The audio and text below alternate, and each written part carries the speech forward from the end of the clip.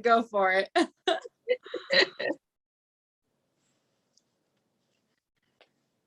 Okay. Da-da-da. Get a link here. Cool. Yep, I get a link. Just 1 moment. Okay. If you see the mess behind my like the bag, I was just like the whole week I just felt called to sit my ass down and not do anything. Like not do anything. It's weird. You know what you deserve, and I'm here for this. Your body was like, you know what, Paige? Rest. I know. I was like, I need to work, and my body's like, nope. Nope. You already worked so hard. You work so hard, so you deserve. I feel like I didn't do enough. That is, I think, one of the masculine concept. Like we don't do enough. Yeah, that's definitely a capitalism thing here in America. Ooh, Yeah. he sent me a link. Okay, I'm gonna put it out. The link, and I'm going to retweet that. Let's see.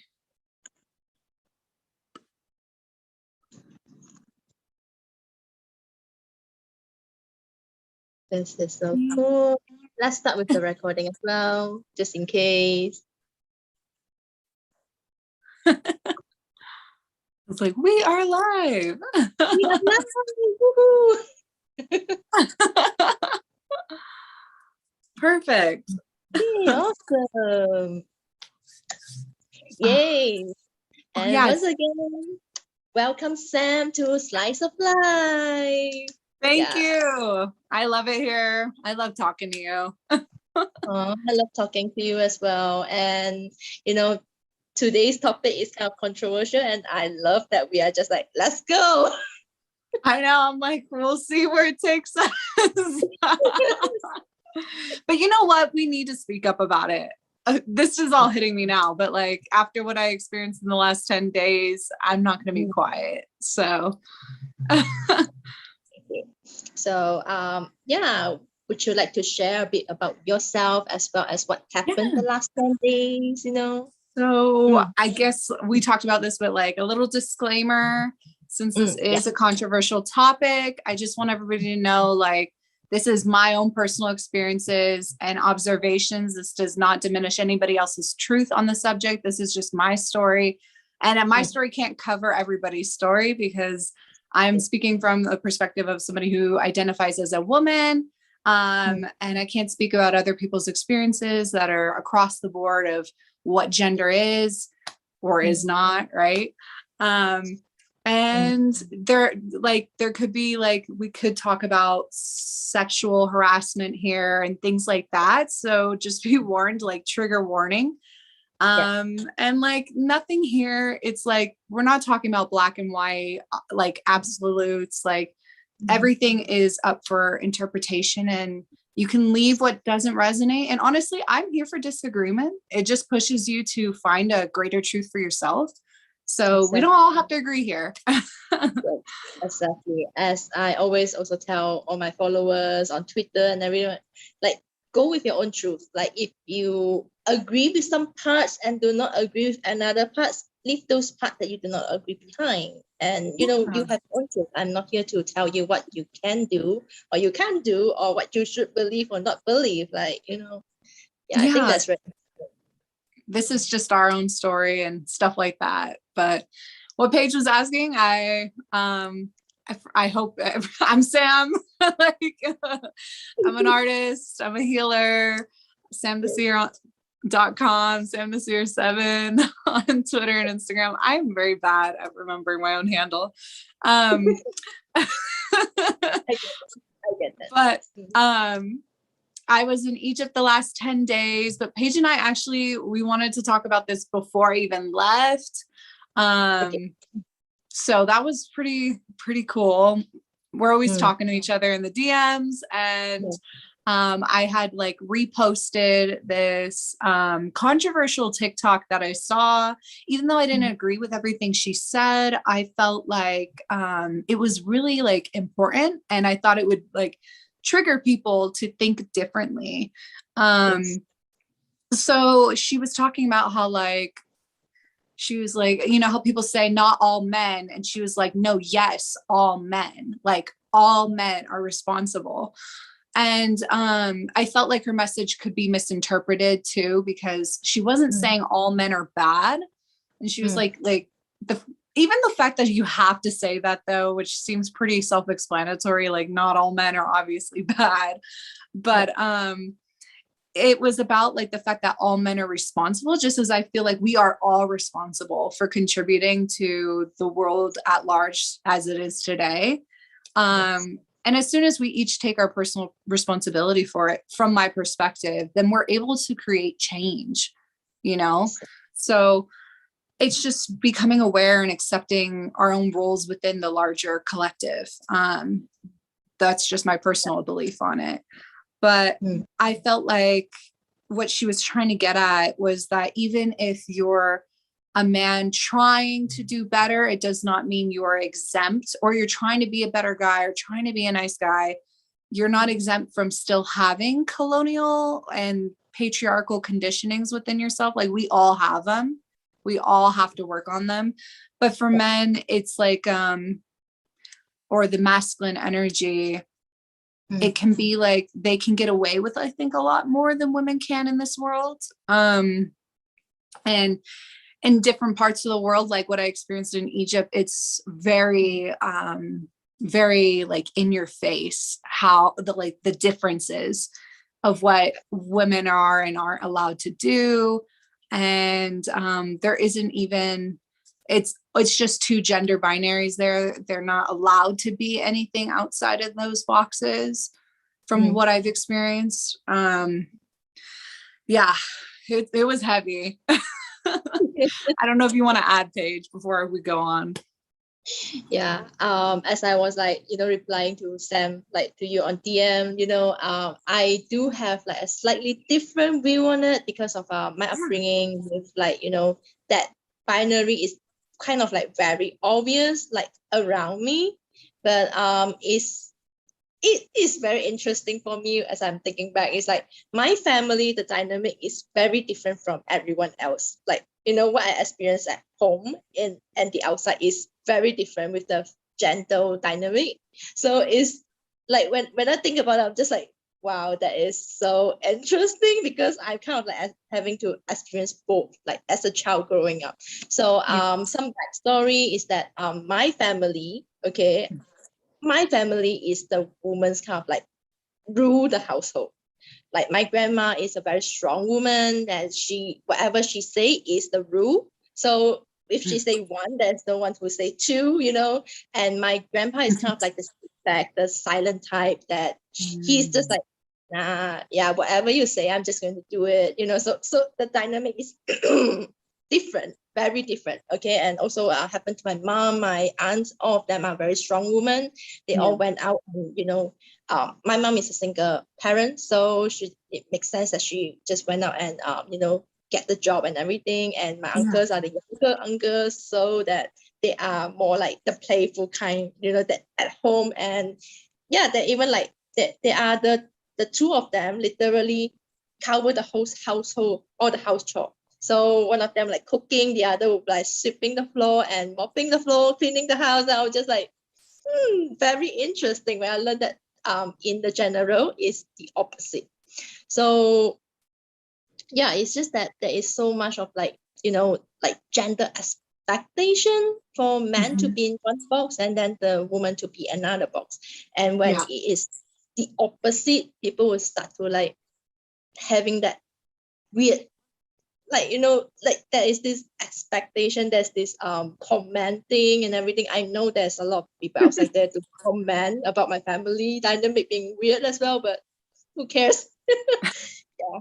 So that allows me to bring this up to like, when I bring it up to you, I think that is like we talk about how it's like different, like, Western, Eastern as well. Maybe it's my family dynamic, I do not know. No, that's what I was thinking too, because I know in America, I think it's like it really depends upon people's situations, but I can only speak from my experience, but My mom was a single mom too, so she tended to take on the masculine energy role. Like she was very much like the one who financially supported us and made all of our decisions in our life. And whereas like once like my father was gone, even before he passed away, he was like definitely more a feminine energy, more laid back, chill. And my mom was like type A personality, like very anxious, always on top of everything. And it got even like worse and more pronounced after he passed. And she definitely like kind of lacked that like emotional support for me growing up that I needed. So I definitely think, and then my family itself is mostly matriarchal as well. Like not a lot of the men really made decisions compared to the women. Like my grandma, she also was a decision maker. You know, my grandpa, he was like unable to, because he was an alcoholic at one point. He wasn't really there for the family dynamic when my dad was growing up, and my aunt. So it's like my family personally was very matriarchal too. But the men still, the women did everything though. Like my grandma wasn't only the decision maker, she was the house maker. You know, she cooked, she cleaned, she did everything. She raised the kids. My grandpa was the one who brought food, like the money to the table, you know? But other than that, he was absent. I mean, he's not an alcoholic now, so he like that situation's gone, but that's how it was for my dad growing up. So yeah, it's kind of similar dynamic, but I think that in America, it could be either or. Like it really depends on people's situations. I'm trying to think. I'm not sure.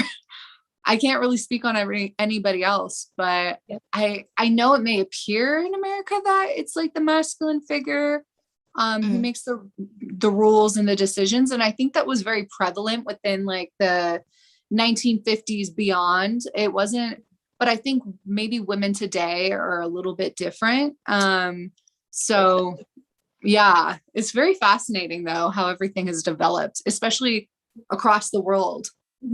Yeah, it is. And yeah, as I mentioned, I also see the two sides of it, because I do have friends who, you know, the homemaker and the decision maker is the father, and you know, the fathers, whatever they say that they have to follow, or whatever the grandpa say they have to follow. I do have friends who are in that dynamic, so it's just very fascinating, as you mentioned. Like, you know, it's just, in a way, it's not weird. It's just that different people have different experiences, and that you know, it plays into how it shapes us as a person and our perspective of the world as well. And I also think like it relates back from what I've experienced, it really comes down to whether a person is balanced within their masculine and feminine energies. And I use those terms like very broadly, like I'm not using them as they are genders, I'm using them as energy. And I think like all of our goals are to be balanced within the two. I know this is something I've been working on in the last year, to be more balanced in my masculine energy. Hey, shout out Claudia, got a soul contract reading from her. All my karma is in my masculine. So yeah, God's like, you got the spiritual down. Okay, come down to earth. Be structured. So for me, it's stepping into that role. For people like my mom, it's maybe balancing some of her feminine energy out so she can relax as she retires. You know, she's still really high strung. She's a doer. She doesn't know how to sit still and chill. Like you can ask anybody in this family, this woman does not relax. She won't sit for more than like 5 minutes. That sounds like me. That sounds like me. Oops. Oh my gosh, that's so funny. Yeah. I have hope for you, Paige. Well, like whenever I'm not sitting down, God be like, you are sitting down. That's why you had to rest for a week. Yeah. God be like, you are sitting down. You are not doing anything else. If you do, I'm going to give you a runny nose. Oh my gosh, that's so funny. But that goes back even to the patriarchy, like how you said, I can't remember if you said this off camera or not, but you said that you felt like you had done something maybe wrong if you were resting, like you didn't do enough. That's what you were saying.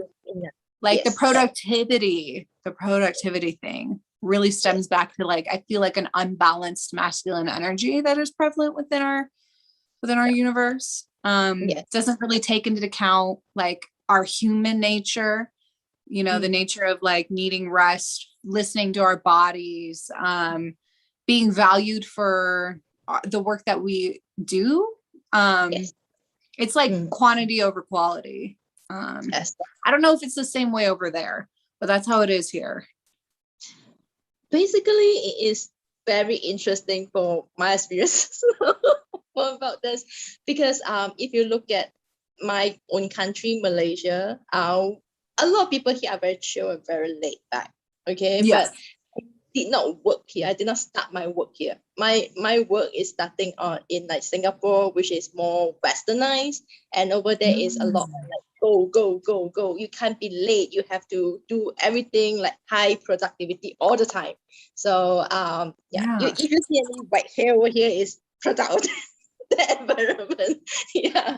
But it's like I have experienced both, and I think most of my working habit is stem from there, because I have been working there. Like I start my career life there, so I bought it out, and everyone here is just chill. I can tell you that work here will be like, we start work at 9, we have tea break at 10 to 11, we then have work for an hour, 12 to 1 lunch break, then 3 to 4 tea time. Oh my gosh, I love that. So it's just like, you know, like I would love to learn to chill. Like I think that is what God is teaching me right now. Like you have to chill out, because otherwise I'll be like work. Yeah, you know, well, going back to what you said though, Sarah was telling me a lot about Singapore, because you know that's where her roots are too, and like there's like a vast inequality there, with the rich and the poor. And that seems to be in a lot of places. It's here too in America. Like the rich class just keeps getting richer. There's a dwindling middle class. But and then you were saying God's making you slow down. I think it's interesting. Like we really have to think about why are we working so hard for what? Where's the standard come from? Why are we doing it? Like, there's so many questions. I'm always thinking about like, why? Why did we do this? Who chose this 9 to 5 in America? Like this 9 to 5, 7 days a week. Like, I don't know. It's sometimes I feel like just because I was born into this world doesn't mean I consented to following through with what was here. Like, it's funny. Yeah, it is definitely funny. Like, oh my God. But I think we kind of veer off the original topic. So I'm just like, where are we going? I know, where are we going? Maybe, I mean, we got a lot to talk about when it comes to like the roles, different roles in the world.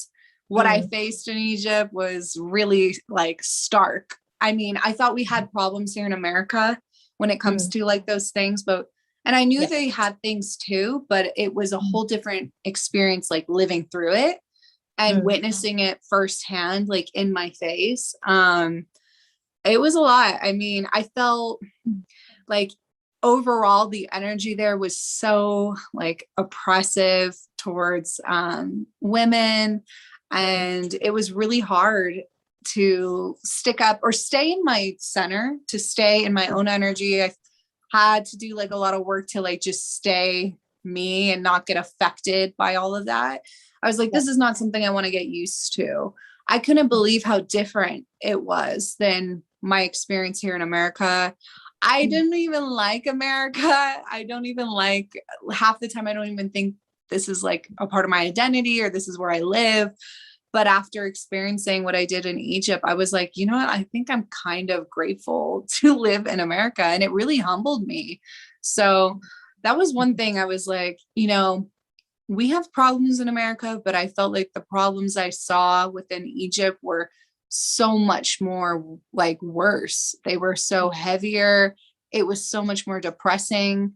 And it's like, not just like, there's so many different, like in America, it's like so much individuality, so much uniqueness and different personalities. So everybody's experiences seem to be a little bit different when it comes to gender roles and stuff like that. Whereas like in Egypt, it felt like a collective like agreement that this is how gender is, this is how we're going to live our lives. And everybody's kind of, it felt like in agreement with it, even though I do feel like there are people who obviously not everybody feels that way. And I didn't meet a lot of those people, but I know they're like the younger generation is a little bit more lenient on that.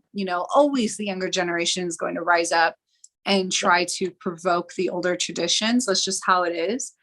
And I really feel like they are a bit different, but at the same time, I did experience some young people who were acting out in the same ways. Like, I think I mentioned in my blog, but we were followed the last day and we were harassed by a young group of boys. Like they were teenagers, young teenagers. And it was a huge group of them. And while I'll bet not really like terrifying to think about, but when you're walking through a neighborhood you don't know, and you don't know if you say something that they might call out different people to come join them, you have no idea what's going on in that situation.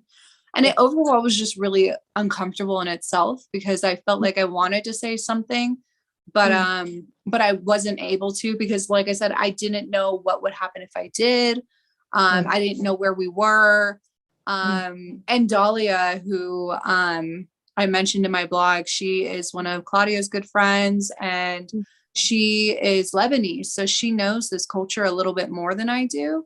And I remember her saying like, before this happened, she was like, there's only so far I know how I can push it with these people. Like, but there's a certain line and there's a certain like place where I know if I step too far, like they could just beat the shit out of me. And so if she's not speaking on this walk and she's not saying anything back to these boys, I was like, I'm going to follow her lead. I'm not going to say anything. She knows better. So yeah, it was just like a really uncomfortable situation, but I'm fine. I'm fine.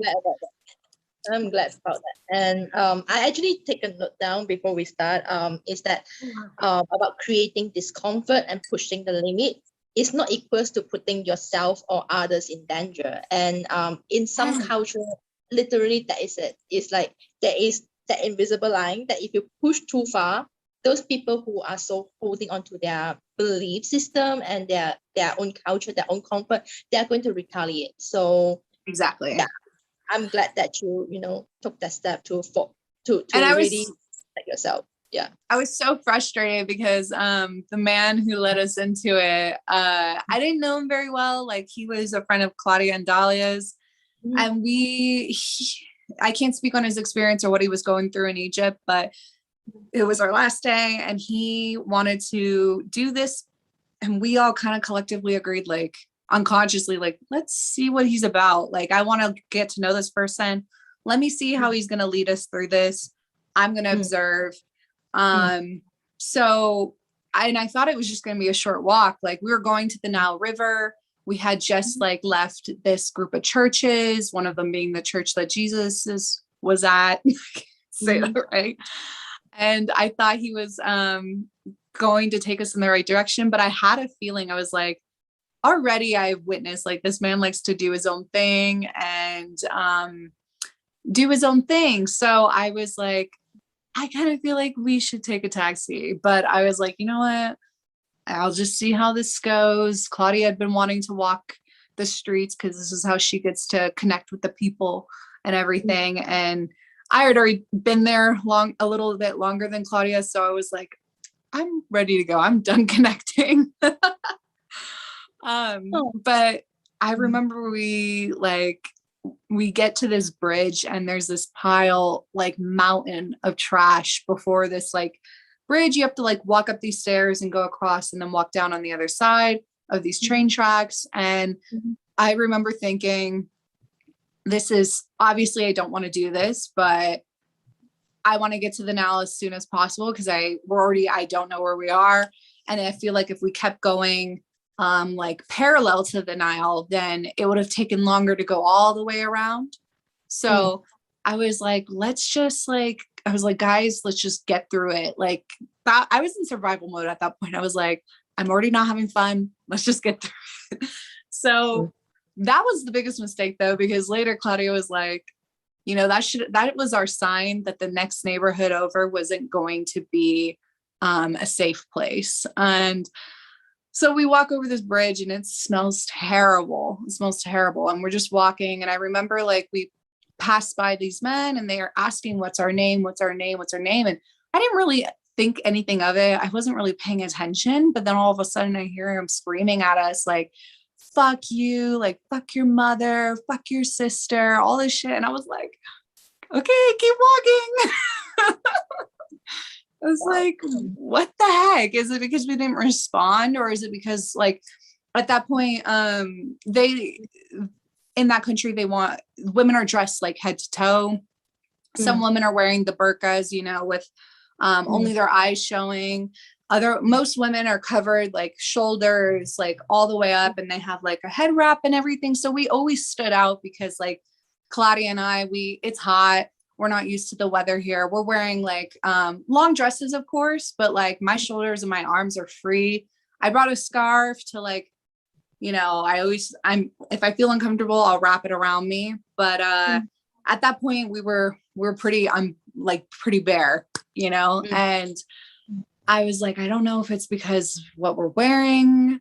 I don't know like why we're receiving this attention, but we all like, I talked to Claudia later and I was like, we don't normally attract these kind of experiences. So it was really interesting to have this experience. But I remember we kept walking and, you know, everybody stares at you in Egypt because you're different. You know, there's like over 20 million people in Cairo alone, which was the city we were in. And so like that in the ratio to tourists is very minor. And so they don't get a lot of exposure to outside cultures there. And I remember like we crossed the bridge and those boys started following us and they're catcalling us. You know, it doesn't matter what language it is, you know what a catcall is. You know, and they're whistling and they're saying all these things and they're like trying to start a fight with our friend Chewy. And, you know, they were trying to like, weirdly enough, they were trying to erase his like identity. He's Mexican. And they were telling him like, oh, stop pretending that you're Egyptian, or I mean, that you're Mexican, you're clearly Egyptian. And I can't speak to experience, but like the whole time he was there, they thought he was Egyptian. I think we lost connection. Oh no. Oh, are you back? Yes, I'm back. I can see you. Cool. Oh no. Sorry. No worries. Like, don't apologize. Yeah. Yes, but yeah, you're talking about how they're asking you guys to stop pretending. Yeah. Yeah. The whole trip Chewy, you know, he everybody thought he was Egyptian, and these boys were like, stop pretending that you're Mexican, you're clearly Egyptian, is what Dahlia translated to us later in Arabic because she speaks the language. And so the whole time he was challenged about that, like his identity. And but we kept walking and eventually like they stopped following us. But at that point I was like, I'm usually pretty good, like I said, at like not letting outside experiences affect my internal experience. But I think I was just worn down.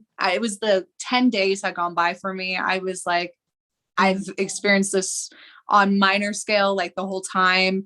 I'm tired. Like, I don't want to deal with this anymore. So by the time we get to the restaurant, I'm like trying to keep it together. I'm trying to keep it together. But Dahlia was as upset as I was. And I was upset with Pierre, actually. My anger got directed towards him in the group. And because like he, you know, I put my trust in this divine masculine energy to lead us through this experience. And I felt like he like wasn't considerate. He put us in an uncomfortable situation that didn't have to happen. So I felt like it was really uncomfortable.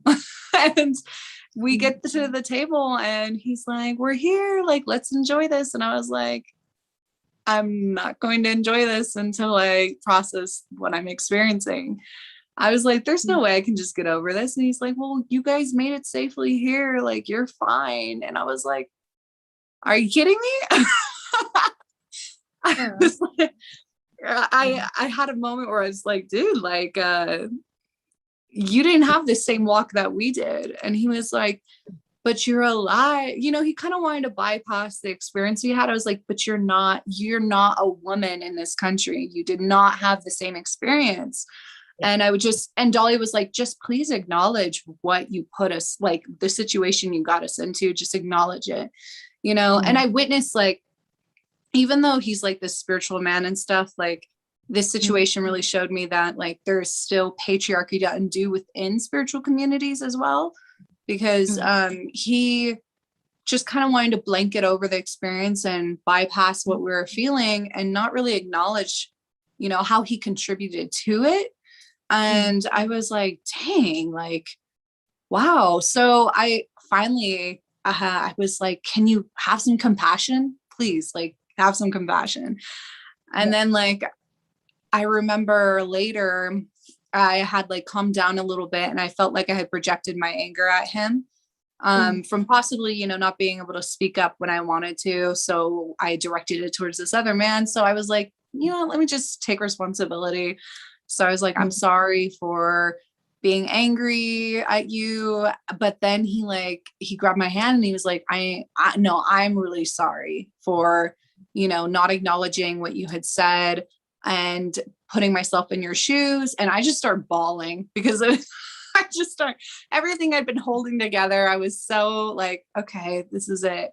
And I felt like this huge release kind of off my shoulders, but it's kind of annoying to me that it wasn't until this man validated my experience that I was allowed to release my feelings about it. I felt like I was trying to hold in and like stay strong because it was clear to me that like really me and Dahlia were the only ones really affected by this situation. And I didn't want to damper everybody else's mood. And I almost felt like there was this like spiritual, like bypassy feeling when it came to, oh, I'm clearly not vibing high enough to move past this low vibrational experience. That's what it kind of like felt like, you know? You know, like he was like, you're here now, like you made it through. We said we were going to step into the unknown and this is what you got, you know? And it was like, okay, I'm glad you're unaffected and you're so high vibe, but you know what? I didn't have that experience. And it doesn't matter how high vibe I can get. Like I'm still young.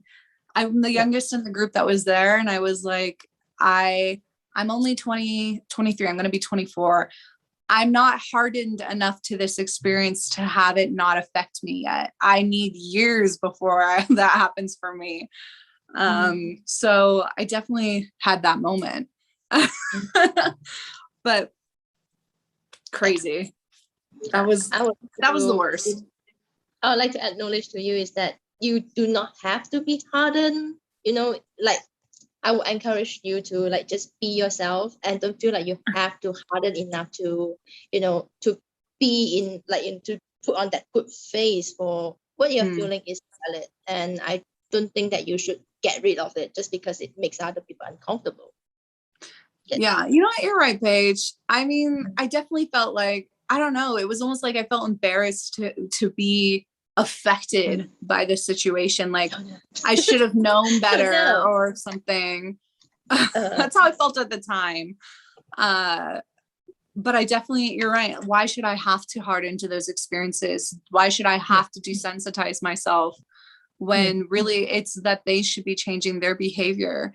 And I know they were just young boys. And like Chewy mentioned, you know, he wasn't afraid. And he was like, they're bored and they're looking to mess with somebody. And that day we were the targets. They weren't actually harmful. And it's like, yeah, maybe they weren't. And maybe that's all true. But like, it didn't really take away from the experience that I had of like, I wasn't necessarily afraid. But like maybe a little bit, and I felt like I said, anything could happen. I don't know where I am. I don't know this country. And I didn't know what else they could pull out of their sleeve, So yeah, but I mean, that wasn't the only experience I had, the Egyptian police, like they came for me too. On your blog, is that the one? Yeah. Yeah. That was a freaking mess. You mentioned. Yeah, we had just got back from the Great Pyramid the first time, like, and everybody was like processing that. And I mean, it was like such an overwhelming experience already. The energy there, I've never experienced anything so powerful in my life. So I'm like trying to ground, do some deep breaths. And then we're like, okay, we only got this amount of time. Before we have to leave, we have to take photos, and then we have to go to the Sphinx. And then, because that's how the tour guides are, it's like, you have to do this and this and this. And there's not really time to like sit and like take a moment to take it all in and process. It just feels like you're rushed through the whole thing. And that could also speak to like the patriarchy as well, or capitalization and stuff like that. It's just like, they want to do their job and then they want to go. I don't know if they think like most tourists are there for just pictures, but our group is not like that. So we're definitely there for something a little bit different. And yeah, so we were taking photos, and I had this dress over because the dress under was not very appropriate for Egypt. And I knew that going in. Like, I bought the dress specifically for this experience. I wanted that moment, and then I just hear, all these men like freaking out, like they're freaking out in the background. And I was like, it's me. I know it's got to be me. And all the tour guide comes up and he's like, okay, well, they are pissed off. You need to grab the dress that you had, and you need to act like it was just like a scarf. Like you didn't unveil something, like it was already there as a part of an accessory or something. Because I guess like the whole act of like the taking off thing was what triggered them. So I tried to do that. And then he's telling Claudia to tell, like, you got to put those photos, like download them, delete them, get them off your phone. And I had to walk past all those men, and everybody's like hating. And I get in the car and the tour guide's yelling with the other guard and some other guy. And I'm just looking at my friends like, yeah, we're getting in trouble because of me. Like, and they thought it was funny, they try to keep it light and they thought it was funny, but I was like, I'm freaking out. This is terrifying. What if like we get in serious trouble and stuff like that? Like, this guy is screaming at our tour guide. And the tour guide's trying to like bail him out. He's trying to like bribe him some more. That's what it's about. Like, you can bribe your way out of anything because money is the most important thing to them there. So I was like trying to delete all these photos. It felt like I was so overwhelmed. Everybody's telling me to do different things. And then I'm just like, I just start crying. I couldn't help it. Like, I tried so hard. And I mean, it's like, to outsiders, it may have not been a big deal of a situation. But to me, going through that experience after feeling so sensitive after the Great Pyramid, I was like, I've had enough. So then the guy calls like the other guard to come over. He's like the main guy. And he asks for my phone, and they take photos of my photos, and he sends it off to who knows who else. And they tell him, okay, you have to delete them. But Dolly is translating in Arabic, like what the tour guide and the like main guy are saying. And she's telling me like, they're just laughing. Like, he said that to tell me that, go get your photos off the recycle bin. And she's like, it's okay. Everything's gonna be fine. And I was like, okay. I'm still upset. Like I felt, I don't know how to explain it. Like there was just this feeling of absolute, like, first off, I was embarrassed and I was ashamed and I kept apologizing. I felt like, God, why did I do this? Why did I put everybody in this situation? And I felt like, you know, this man had ruined my experience. Like I was upset that he, you know, dampened such a moment that I was having a great time before this, you know? So I was upset at that. And I was kind of upset that everybody wasn't being as sensitive to how I was feeling at the time. I'm the type of person who tries to hold it together. I try to be really strong and stuff like that. But like, at that point, I was like, there's just no way. So, and then the tour guide gets back in the car and he sees me crying and he's like, you need to be strong. I was like, I am. Oh, it pissed me off. For a moment there, I tried not to roll my eye, but you know. I was like, God, do what the fuck? I don't even know like how to explain to you him saying that made me feel. Because if like everybody who knows me dearly knows how strong I am, and crying is not a sign of weakness at all. And I've been really learning that this year, especially from my other friends. Like I really admire some of my friends for their ability to be so emotive. Like I want to be like that. You know, I find it strong and I think it's like a beautiful way to convey your feelings. Happy, sad, whatever it is. But it's like the wrong thing to tell a person, you know, when they're like already upset. And it's like, you have no idea, dude. You don't know what my experience is. So how can you say that? But yeah, and it was crazy. So, but I feel like later I finally was like, oh no, what the hell was I letting them all convince? Like I was really going to let this man make me think that there was something wrong with me. Like, I was like, no, I am not a freaking inconvenience. I'm a woman. Deal with it. Like, exactly. Yeah. And as you are reciting or you're telling us your experiences, I can see how oppressed that the women in Egypt are. No, they really are. Yeah. From my perspective, like we're energy workers, so you can read energy even if there's nothing being said. And I remember we had a Lebanese dinner and it was like the best dinner ever. And there's this couple sitting to my right. And this woman, she's in the burqa too, you know, she only sees her eyes. And she's sitting across from her husband and they don't speak the entire time we're at dinner. The entire time they're at dinner, not until the very end when they're paying the check. And he, like, it's just like, I could feel like we're having a great time next to her. We're having a ball. We're laughing. The food is good. And I could feel her desire to be like having a fun experience, you know? And like, she couldn't even look at us because that's how their culture is. They're not, I don't know exactly, but from what I heard from Dahlia, like they're not even, the women like who are that deep in it, they're not even allowed to look our way. And she didn't look our way. And I just felt this utter like sadness. And there were other people who were sad that you could see. Like I remember this girl comes out of the elevator and all I caught was her outfit. So I was like, wow, I love her outfit. And Dolly was like, look, did you see how depressed she was? And I was like, what? And she was like, did you see her face? And I was like, no, I guess not.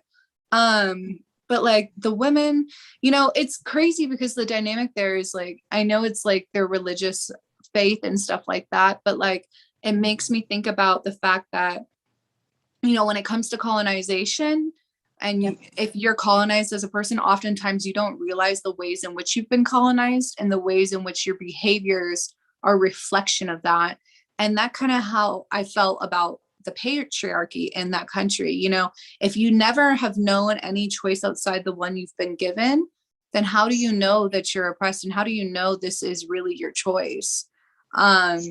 So, and I often think that, you know, I think being covered up obviously makes them feel safer because like the fear that's implemented by the men in that country, like you would feel like I was trying to feel safer by covering myself up until I finally came to the decision that no, I'm not going to do that. This isn't my culture. And even though I try to respect it up to this point, I'm here clearly, I'm going to be myself. That's what it is. And yes, it causes more friction and causes more like unwanted experiences, but you only create change by, being a disruption. So yeah, especially in that space, like it is so, from what I saw, like it's very black and white there. And it's crazy. Like there's not a whole lot of room to be anything else. Even though, like I said, the younger generation, I'm hoping for them, I'm pulling for them. But it's crazy because at other times, like we were like people tried to take photos of us and try to take photos with us. And but we did have one good experience of that. Like other times, like I got like men trying to take photos of me. But then there was this one time we were at it was a church, and this family comes up to us and these little girls were like, we want to take a photo with you and my other friend. And I felt like, okay, even though I know like it's not a great like feeling to like, I felt like, this whole time I was like this circus freak, like, look at these people, you never see people like this, let's take photos of them. Like most of the time we were there, but when they came up to us and wanted photos, I felt like a hope. I was like, I hope when they look back on these photos, they feel inspired, or they see our individuality or the way we express ourselves and how we do look different. And I felt like maybe that's something they could take with them. Because they were little girls. So I was like, okay, I'll do this because I think this will help them. Oh, wow, I love that. And yeah, listening to that, it really relates to a lot of like the culture here in Malaysia. Yes. So yes, for Malaysia, for those of you who don't know, is that Malay is the majority over here, and of course, the Islam is the religion that majority of them, like for majority of them. Yeah, and also there are a lot of oppression happening for the women over here. Of course, as Malaysia is like 3 races, so that kind of like does not apply to Chinese and Indian. We are outspoken and we have our individuality, and we kind of like fight for our rights. So I'm very glad and very grateful for that, because otherwise we'll all be quite oppressed, I would have to say. Like looking at outside, some of them, like sometimes I see some like random lady that they're going past us and so on. It's just that you see that they are they've submitted to that culture, that they have been, that they're brought up with it, that they do not, as you said, they do not know that they have other choices. Yeah. That they don't know. And I got a lot of disapproval from women as well while I was there. Like, I could catch words from people, even though it was in Arabic. I was like, those little girls are like these teenagers, they're making fun of me. I know what they're saying. They're like, look at this girl and her outfit, and it's crazy because I tried so hard to only wear outfits that were appropriate. But the only thing that ever was showing for me was my arms and my shoulders. Because like it's a long dress, it's a summer dress, I'm not going to wear sleeves. Not in this 100-degree weather, are you kidding me? So, and I kept thinking like, oh my God, the women in this country are so strong. I mean, to wear black clothing head to toe in 100-degree weather, like you got to be like tough as nails. So I was like, I give them props. But I know that that's not sustainable forever. Like the way they're living it's not, you can't go on living that way forever. It's just like at some point somebody's going to freak out. I could only do 10 days of it. Like, and Dee was there for 3 weeks and I was like, I can't believe it. Like I pray that I was like, God, if I did 3 weeks, I'd go insane. And it doesn't mean I didn't have a good time in Egypt, or like, I still think the experience was really valuable to me. And even like the bad parts,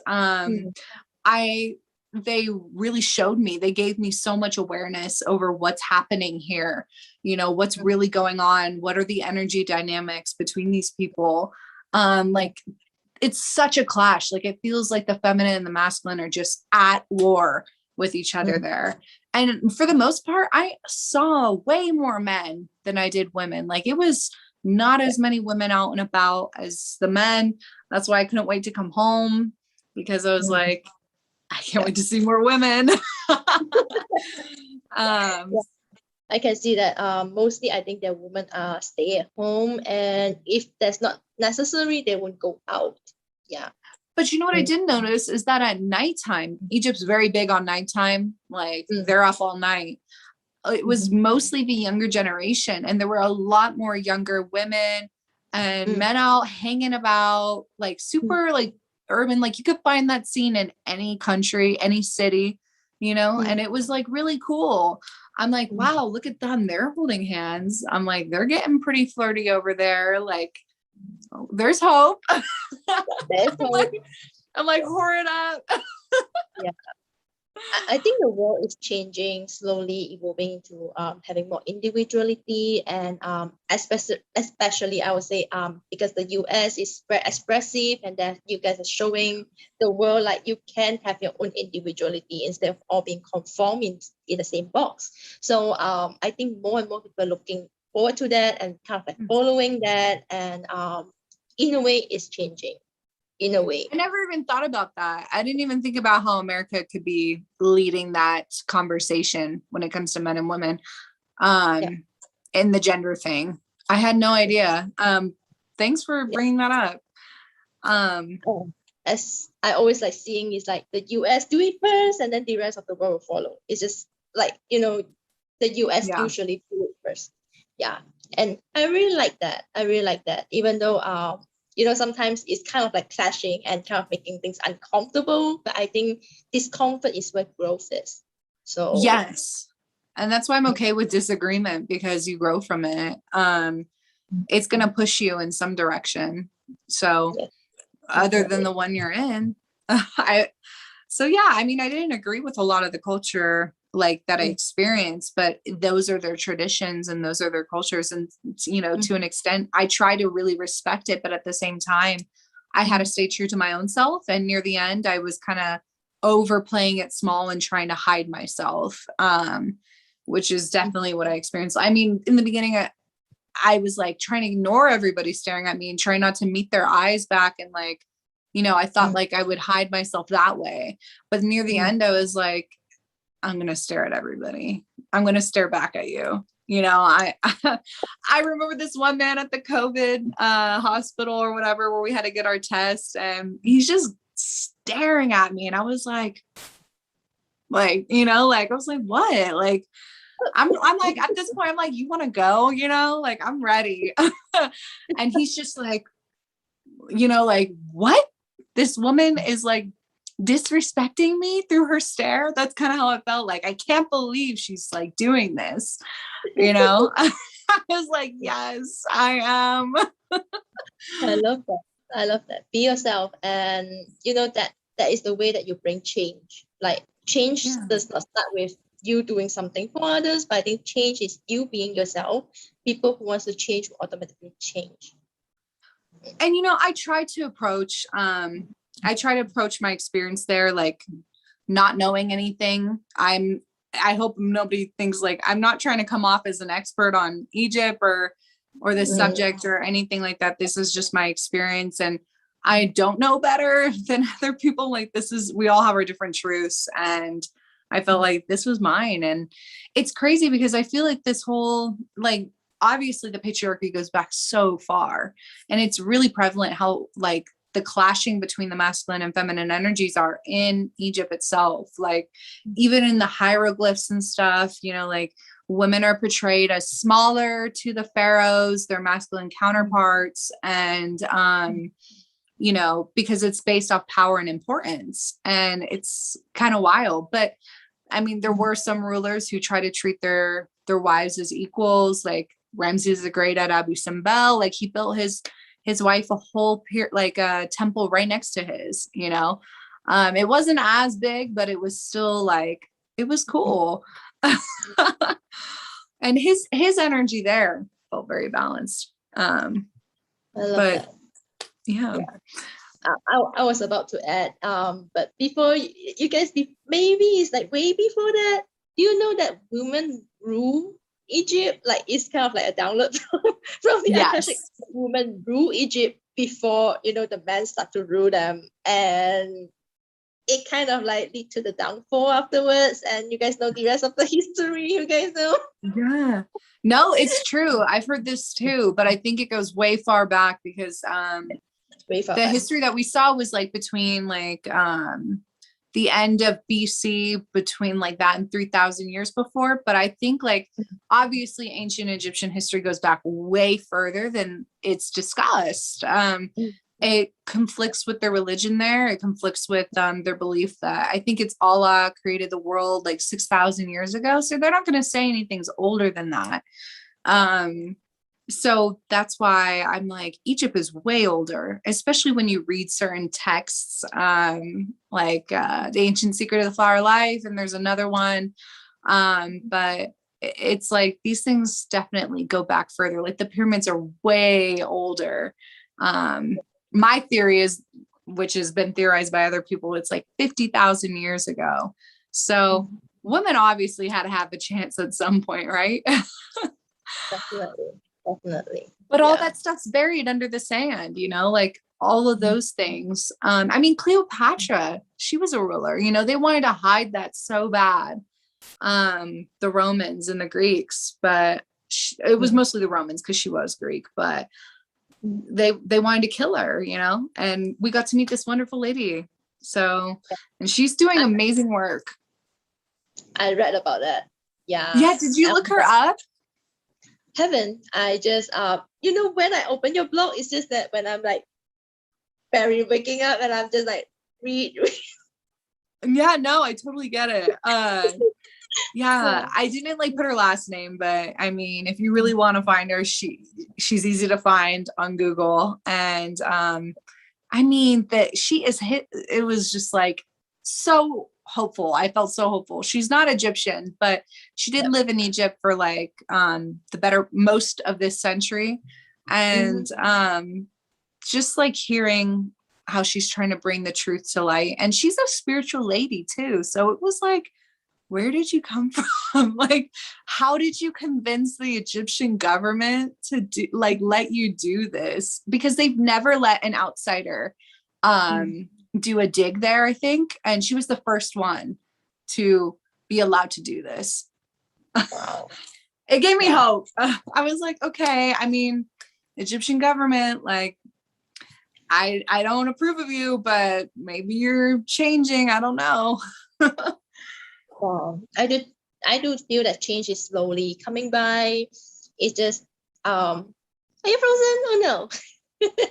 Oh, I'm not frozen. Am I frozen? Oh, Sam is frozen. I have no idea. I see you frozen, Paige. And anyone is okay, that was me then. Yeah, You're I back. wonder if anyone is online right now, because I don't see anyone who's chatting, who is like sharing any of their views. That would be cool as well. But yeah. Feel free to tune in. Yeah, it's like, yeah, there's so much of the imbalance, and I do see that it's balancing out, especially with all the integration. Like I have been feeling so much of the integration starting, I think 2 weeks ago, like the feminine masculine integration. Like if you are female lifetime, there are quite a few clients as well that came to me, and then they're integrating all their masculine and feminine energy from all timelines, and it is so cool to look at that.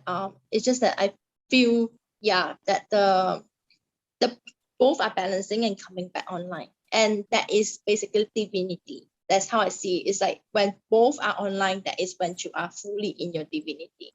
Yes, I definitely agree. I think it's when you're fully embodied, for sure. The masculine and feminine energies, you know, that's something I've been working on too. I think everybody who is kind of working on it, and it's being really prevalent in our media and in the world. I mean, even in America, there's still women's rights issues like Texas and the whole abortion ban, like, and things like that. Which, if you know the history of Texas, it's like, okay, like obviously you were leading there. You know, like it shouldn't really come out of right field for people. Like if you take a look back, like they have been leading to this point. So they've always been this way. But like you said, like maybe that came up because it's meant to disrupt and cause people to fight even harder for change. You know, people aren't just going to sit back and let that happen in America. Not in this day and age. People are really vocal about these things now, especially women. So I feel like there is really a lot of hope in that department. Yeah, it's crazy. I can't believe it. Like, I thought we had gender roles here, and then I went to Egypt and I was like, well, shit. Yeah. I think about a year back also, I also saw some very interesting thing about Malaysia, my country, and the government trying to law about the man can have multiple wives, and how he was being shut down by all the women in our country. And I'm just like, well, that is hopeful for our country at least, that people are not allowing this shit to happen. Oh my gosh. I can't believe that. Yeah, but our tour guide made jokes about it in Egypt too, about, men getting multiple wives. But then he was like, but why would you want, one wife's enough? Like, they're a handful. And I was like, it ain't hit. Like, your jokes they're not funny for me. Like, and then he's talking about the whole lock and key thing. And I was like, I heard that one in high school. Okay. Have you heard of the lock and key one? No. Yeah, I don't want to tell you. Fine, that's good. Yeah, it's So yeah, it's just that for me it's like, it's not about, how to say, for me is that if it's equal, okay, then I will believe that, yeah, sure, go ahead. Like talking about, like, men can have multiple wives, and my first retort was that, can women have multiple husbands? That would be cool as well. Exactly. Like, if you're gonna do it, let us do it. I mean, polyamorous relationship is getting, coming up. It's getting there. So people should be allowed to do that. I just think, like you said, it should be fair. So, yeah. It's old school. But back to, like, I know we talked a lot about Egypt, but I did want to talk more about, like, some of the things we were talking about, like the differences between, like, how men even court women in the different countries and stuff like that. I feel like here it's such a lack of courtship. There's like a lack of respect almost for that process, and for, like, treating women as something that, like, they're like, women choose, or like the feminine essence. Like I said, this is all from my own experience.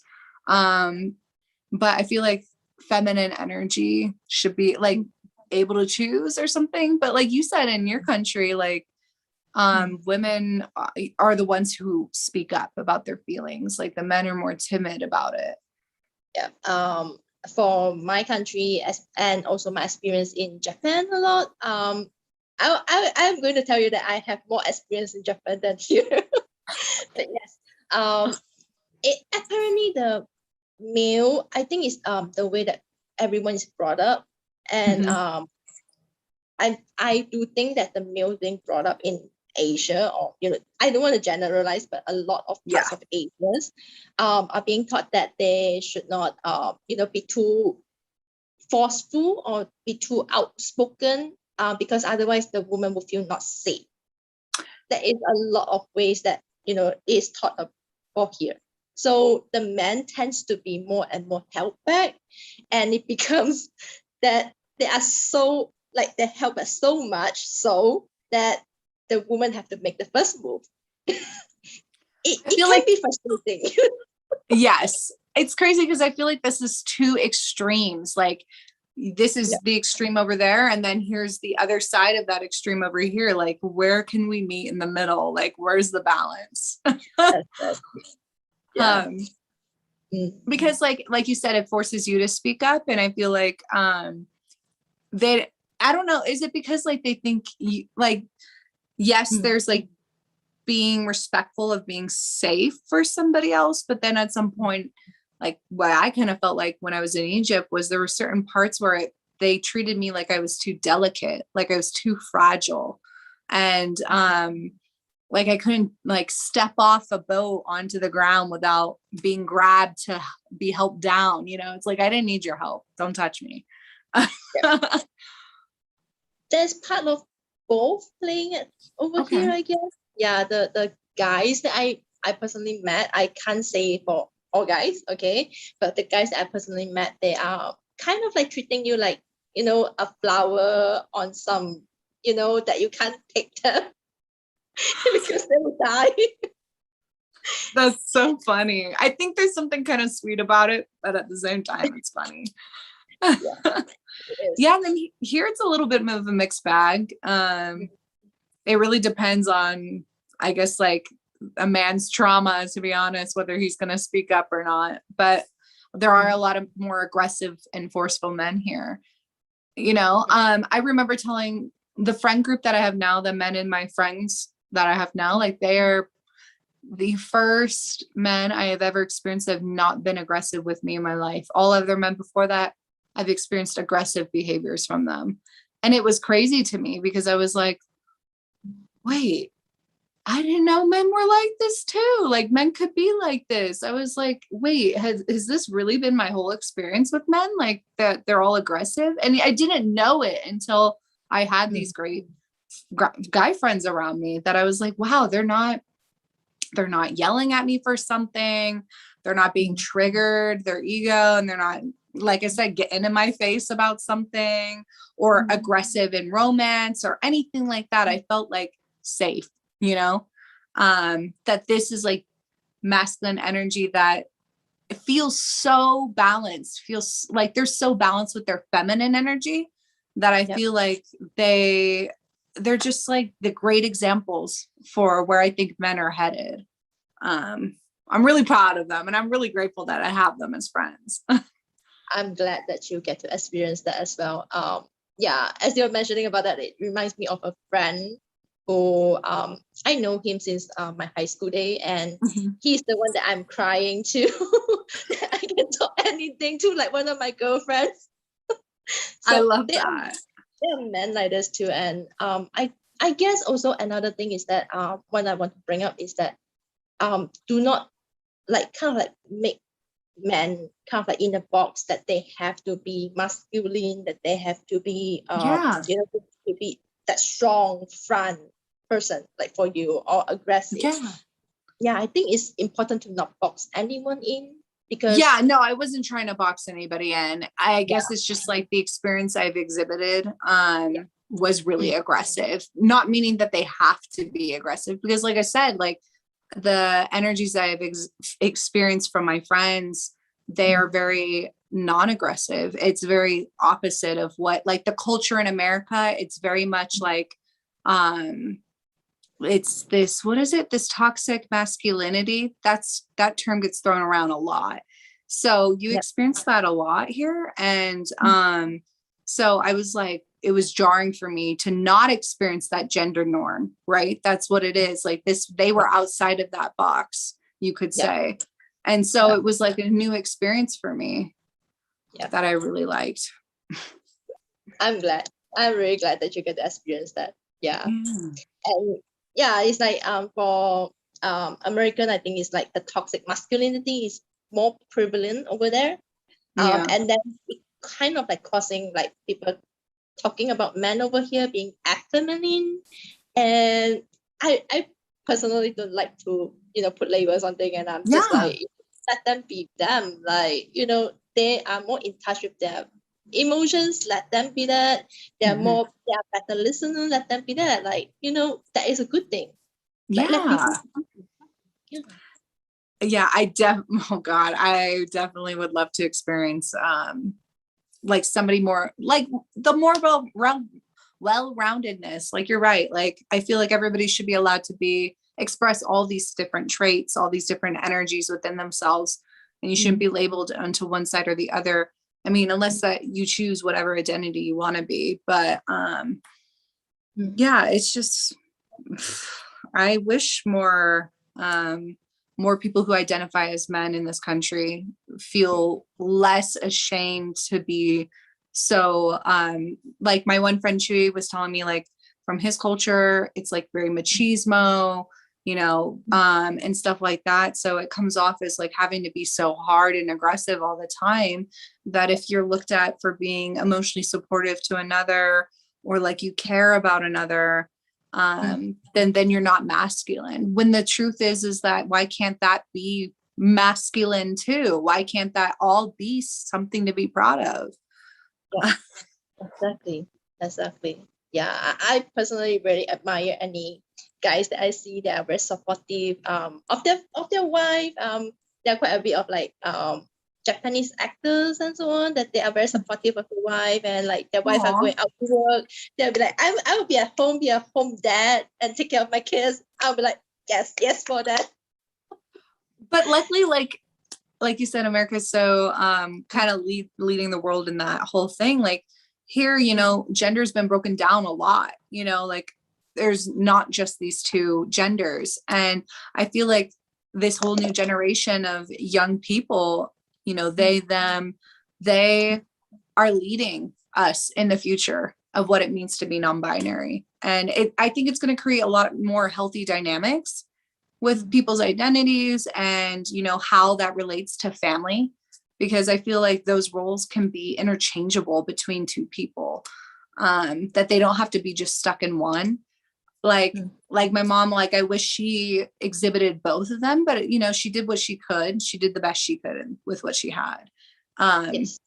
So yeah, but there's hope. Like Definitely. this generation ain't gonna allow what's been going on. I already know it. Like they're so rebellious and outspoken about everything. My generation and a little bit of the younger ones and stuff like that. Like they're changing the world. I mean, we are all Pluto in Scorpio, Pluto in Sagittarius, like The angst, the drama. yeah. I love that for us. I love that for our future generations. Yeah. It will be a beautiful, like at least a more balanced world for them to continue build on, compared to what we have currently. We have to break it down first, so it looks like it's harder, but for them they could be continue to build on and create a better world. So I would love that. Yeah. I would love to see it too, because like I know people there's still like gender reveal parties here in America. Like people still do that. And I think it's so weird.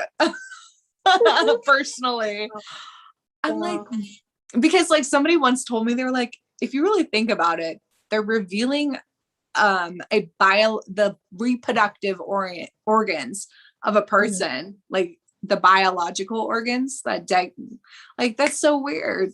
They're like, yeah. I'm just It's like okay. It's kind of like, are you over sexualizing a fetus? Like I don't know. It's confusing, but I feel like you said, there are parts of the generation that are breaking against that. And some things have already become easier. Like I know a few friends that didn't have this traumatic, horrific experience when it came to coming out as gay or bisexual or any of the LGBTQs, because like the older generations are the ones who really had to experience that.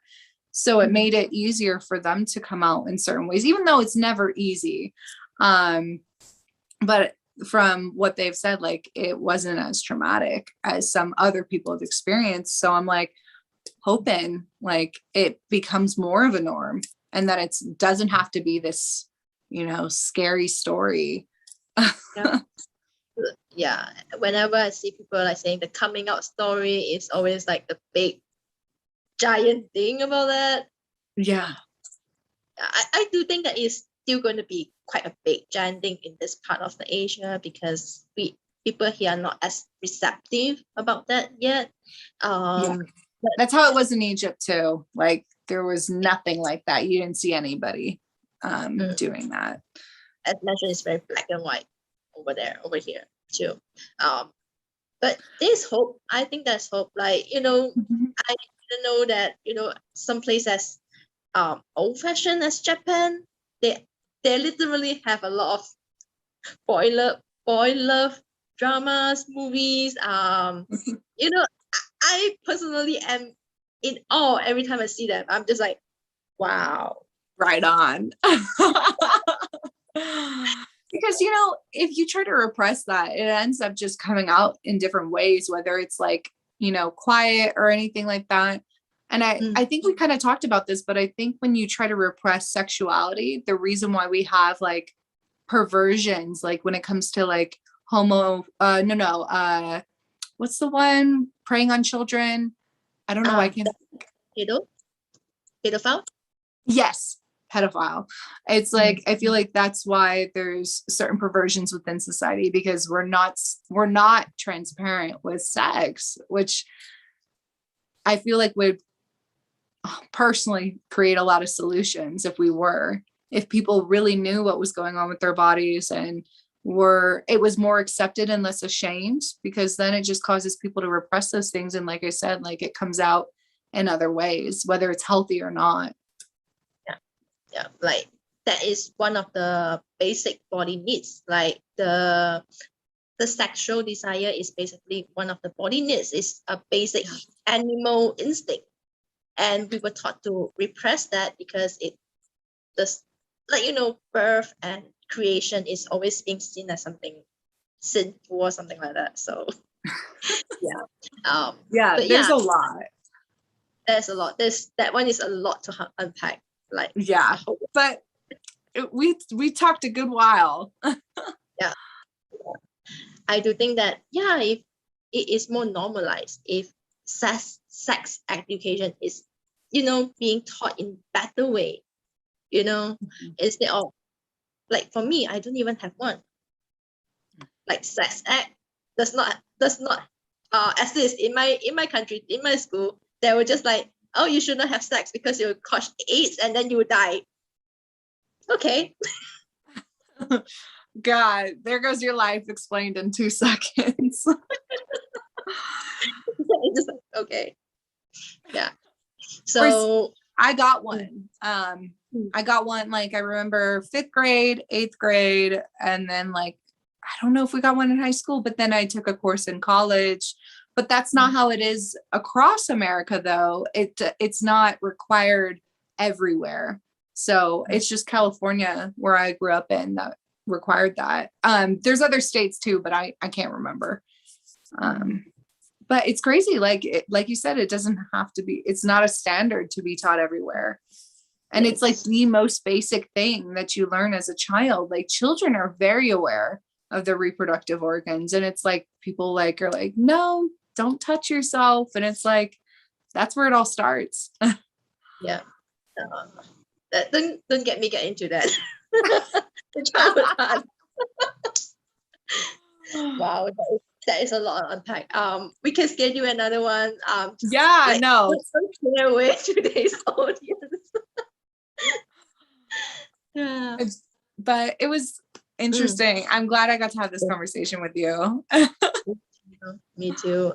I also want to add, as I'm looking at my notes over here, like back to that video that you that we kind of like started this conversation. I would really want to emphasize that we should hold people accountable, like everyone, not just holding men or women accountable for their action. Like it is not just men who can, you know, affect their fellow men to be a better man, but women do that as well. Like personal experience is that I see ladies out there who are like, I want like men to be aggressive to me, like kind of like aggressive. They want the aggressive feeling to that, and they kind of like, they do not know what they're getting into, the kind of feeling. Yeah, so it's like, if we want to break the box, I think we should break all boxes. Like, not just man or woman, it's about everyone. Yeah, it's definitely about everyone. I mean, like I said, I think we're all responsible for the state of the world. I mean, we're all human, we're all one race in the end. So no matter the countries, no matter the borders or the religions or anything like that, we each are contributing in some way to the world at large. And hopefully we can, as we become more aware and take accountability for our own actions, we can affect the world in a positive way. But I definitely think that like, what was it that you're saying? I mean, I still do like hold some accountability for sure when it comes to masculine energy in this country, just because it's disproportionate. You know, it's just as like with race and everything, it's disproportionate. So they definitely get to benefit a little bit more from their own ignorance. And a lot of the times it's forced on women to be the women that are in this country, or even, it doesn't matter the title really. I'm trying to force myself away from that. It doesn't matter the title, but it just tends to be like other people are placed with the responsibility to be more aware, like to be more knowledgeable. Like if you've ever taken, in college, they have like women's studies courses. I don't know what they're called today, but I remember when I went, that's what it was called. And you learn the history of it. And, you know, in there's like, there's not many like identifying men in there. You know, it's like, I feel like a lot of the responsibility to be more aware is placed on the others, you know? So, so that's why I think I definitely am like, and it's also, I don't feel like it's our job, like that to like fix them. I think we talked about this too. Like I'm grateful for my friends and our like, you know, my girlfriends and stuff. We have like a little like community, a little women's circle, you know?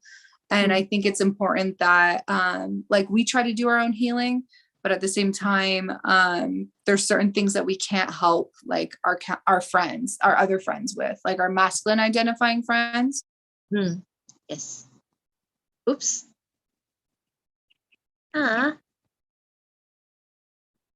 And at this point, I'm really not sure whether it's my connection or is it Sam's.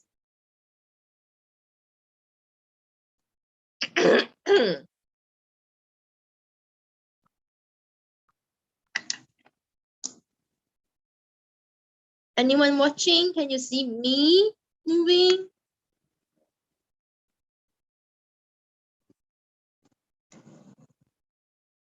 Oopsie. And Hi. Oh no. Okay. Hi. You're muted. You're muted. Yes. hey, Is it me? I was like, I have no idea. You've frozen a few times, but yeah, I don't even know what we were saying. Mercury retrograde. So it's in shadow right now. So I'm not surprised. Which is worse. Shadow is worse. Yeah. Oh my God.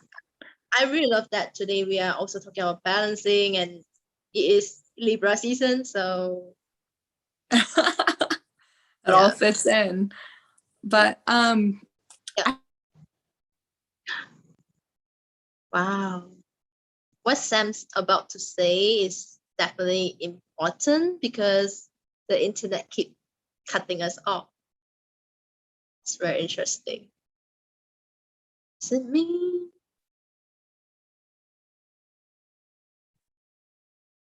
Let's hope it.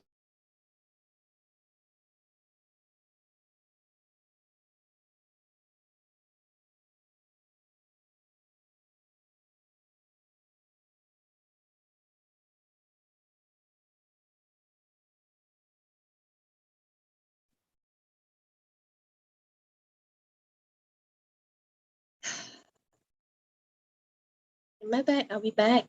Oh no.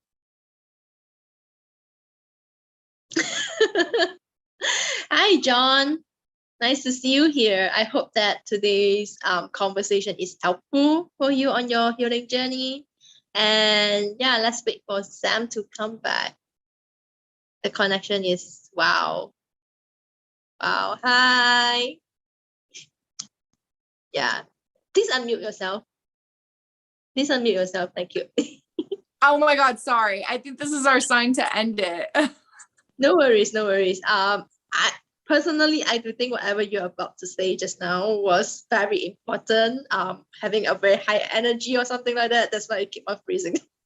Oh, well, I was just talking about how like there's certain things that my women friends can't help our masculine energy friends. Like there's certain healings that take place within them that like it's not my responsibility to do. So that's like one area where I'm like, you guys got to figure this out. And I personally do think that is everyone's journey. Like there comes on a healing journey, they always come to this part that there's no one who can help you through it. You have to turn inwards and really find the guidance within yourself. You have to find the faith within yourself to walk through it. For sure. Yeah. It definitely helps when you have a community though. But as you said, I do think at the end of the day, you have to turn inwards. But maybe if there were like more of a community for those kind of people, then it would bring more awareness to the whole patriarchy subject at hand, you know, and how to help others through navigate those situations. Because there's certain experiences that I've had as women that certain people will never experience. And I think that goes beyond gender. So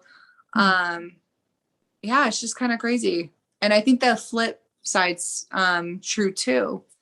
So I think that's why there needs to be conversations within, like to have a space to do that for them. Yep. That's very true. Yeah. And conversation always lead to, in a way, healing. Like today, I feel that I'm integrating so much having this conversation with you. Yeah. The time, like there is so much integrating. That's why sometimes I'm lost for words. I'm just like taking a moment to process. No, it feels good. It feels good to like speak on these things, especially because besides my friends, I haven't really talked about Egypt. I haven't really talked about like those kind of things that I've had. So thank you for sharing. That is beautiful experience, and I'm glad that you are safe. I'm very, very glad about that. Thanks. I feel good. I wasn't worried about my safety. I was like, you know what, if I die, I die. But I'm glad to be here. Glad that you're here as well. Like, wow, like that is one amazing experience. I do not know whether I will be able to have, but let's hope so. Egypt is still amazing. I don't want people to be discouraged from going. Like, it's just you have to face those realities while you're there. You can't just bypass it to have this spiritual experience. Like, it's all included. Like, you go in there, you're probably going to experience that too, but I still had a great time. There was still some really beautiful and amazing moments that I had, and I'm really grateful for. So yeah, thanks for having me, Paige. Thank you for being here, Sam. And yeah, I think it's a good place to end today's conversation. Do you have anything to add? Nope. I hope everybody's having a good evening and have a good night. And for you, it's morning.